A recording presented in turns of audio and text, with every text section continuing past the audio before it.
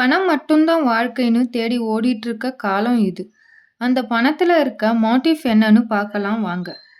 தற்போதைய புழக்கத்தில் உள்ள ரூ. 10 இந்திய நோட்டின் பின்புறம் ஒடிசா மாநிலத்தில் உள்ள புகழ்பெற்ற கோனார்க் சூரிய கோயில் சக்கரம் இடம்பெற்றுள்ளது.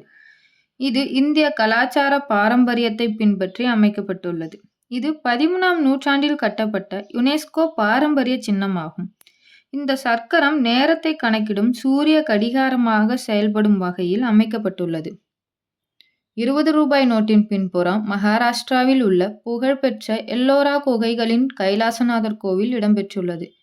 இது இந்தியாவின் கலாச்சார மற்றும் வரலாற்று சின்னத்தை பிரதிபலிக்கிறது.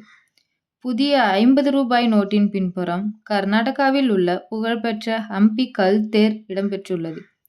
இவை விஜயநகர பேரரசின் கட்டிடக்கலைக்கு சான்றாகும். இந்த தேர் ஹம்பியில் உள்ள விட்டாலா கோவில் வளாகத்தில் அமைக்கப்பட்டுள்ளது. இது கருடனுக்கு அர்ப்பணிக்கப்பட்ட தலமாகும். அதுவும் ஒரே கல்லால் செதுக்கப்பட்ட தேர் போன்ற அமைப்பை உடையது. புதிய ரூ. 100 நோட்டின் பின்புறம் 11ஆம் நூற்றாண்டில் கட்டப்பட்ட குஜராத் மாநிலம் படானில் உள்ள ராணி கி வாவ் படிக்கட்டு கிணற்றின் படம் உள்ளது. இது ராணி உதயமதி என்பவரால் கட்டப்பட்டது. இந்த இடம் நுணுக்கமான சிற்ப வேலைப்பாடுகளுக்கு பெயர் பெற்றது.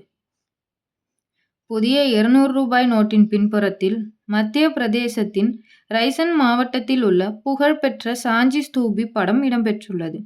இது 3ஆம் நூற்றாண்டின் பேரரசர் அசோகரால் கட்டப்பட்டது.